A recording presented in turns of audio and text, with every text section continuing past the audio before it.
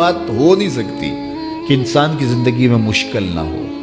جب انسان کو پیدا کیا گیا تھا، اس کا خمیر گویا گیا تھا، تو 39 دن تک اس کے خمیر پر مٹی جو گوندی گئی تھی انسان بنانے کے لیے، اس پر 39 دن دکھوں کی بارش ہوئی تھی اور ایک دن خوشیوں کا می برسا تھا۔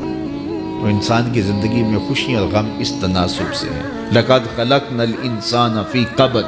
انسان کی زندگی مشقتوں کا مجموعہ ہے، حالات کی تلخیوں کے سے مقابلہ کرنا پڑتا ہے، لیکن حالات مشکل ہو جائیں تو ان سے نکلنے کا راستہ کیا ہے؟ تو سنیے قرآن کیا کہتا ہے، وَمَن يَتَّقِ اللَّهَ يَجْعَلْ لَهُ مَخْرَجًا وَيَرْزُقْهُ مِنْ حَيْثُ لَا يَحْتَسِبُ۔ جو اللہ سے ڈرنے لگ جاتا ہے، تقوی اختیار کر لیتا ہے، تو پھر اللہ تعالیٰ جل شانہ اس کے لیے مخرج پیدا کر دیتا ہے، یعنی اس مصیبت سے نکلنے کے اللہ راستے دیتا ہے۔ یہ اس شخص کا مقصوم ہے جو اللہ سے ڈرتا ہے۔ اس پر مشکلات اس پہ بھی آتی ہیں، یہ نہیں کہ اس پہ مشکلات نہیں آتی، زندگی کی مشکلات کا وہ بھی شکار ہوتا ہے، لیکن جو ہی مشکلات آتی ہیں ان مشکلات سے نکلنے کا اللہ اسے راستہ بھی عطا کر دیتا ہے۔ اور دوسری بات، وَيَرْزُقْهُ مِنْ حَيْثُ لَا يَحْتَسِبُ، اللہ اس کو وہاں سے رزق دیتا ہے جہاں سے اسے گمان بھی نہیں ہوتا، وہاں سے رزق دے دیتا ہے۔ بندہ تو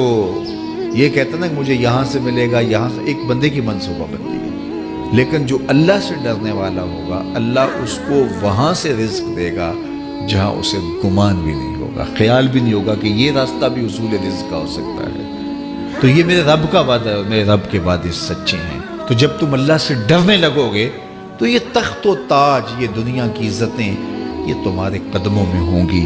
اس سے ڈرنے کا نتیجہ ہے جو تمہارا رب تمہیں عطا فرمائے گا۔ حضرت عمر رضی اللہ تعالیٰ عنہ کی خدمت میں ایک شخص آیا، اس نے کہا میرے ہاں اولاد نہیں ہے، تو آپ نے کہا استغفار پڑھا کرو۔ ایک دوسرا شخص آیا کہ صاحب بارشیں نہیں ہوتی، فرمایا استغفار پڑھا کرو۔ تیسرا شخص حاضر خدمت ہوا اور کہا کہ ہمارے ہاں قحط کا عالم ہے، فرمایا کہ استغفار پڑھا کرو۔ تو کوئی پاس بیٹھا تھا، اس کے اٹھ کے جانے کے بعد کہا کہ مختلف لوگ مختلف سوال لے کر آئے اور آپ نے ایک ہی جواب دیا کہ استغفار پڑھا کرو۔ تو کہا میں نے اپنی طرف سے تھوڑا دیا، یہ تو میرے رب کا فرمان ہے۔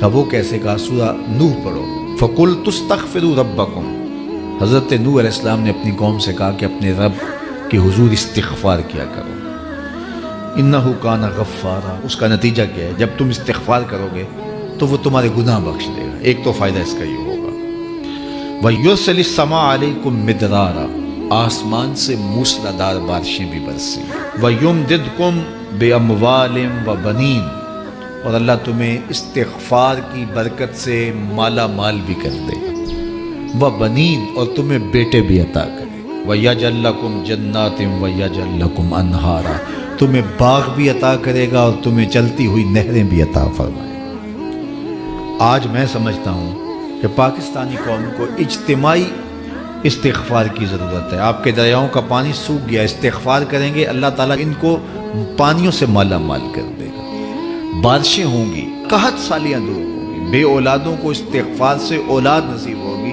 اور معیشت کی بہتری جو ہے وہ استغفار کے ذریعے سے ہوتی ہے۔ تو یہ 5 چیزیں بیان فرمائیں، تو استغفار سے خوشحال زندگی کا تصور ابھرتا ہے۔